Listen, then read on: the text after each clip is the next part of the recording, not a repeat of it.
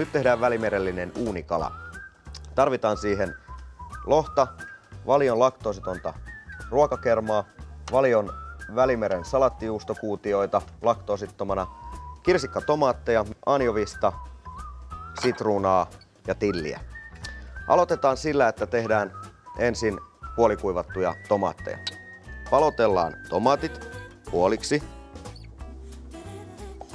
Laitetaan uunipellille leikkauspuoli ylöspäin. Maustetaan, käytetään pikkusen sokeria, sormisuolaa ja mustaa pippuria.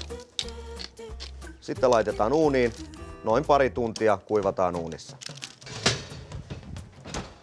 Laitetaan lohi uunivuokan mausteeksi, laitetaan pikkusen suolaa pintaan, sitten vähän sitruunapippuria ja koko purkin voi käyttää salattijuustokuutioita sinne.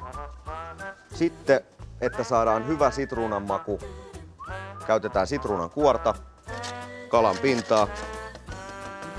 Otetaan tosta jo pikkusen tilliä, palotetaan tilli ihan. Sitten lisätään se parasta makua antava aine, eli laktoositon ruokakerma. Laitetaan anjovisfileitä. Fileitä nostellaan tähän. Sen jälkeen vuoka uuniin 170 astetta noin 40 minuuttia. Alussa tehtiin kuivatut tomaatit.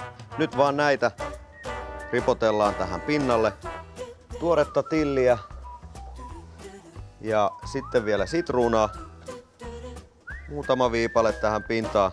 Eli Välimeren kalapaistos valmiina pöytään. Kaikki tää laktoosittomana ja erittäin hyvän makuisena.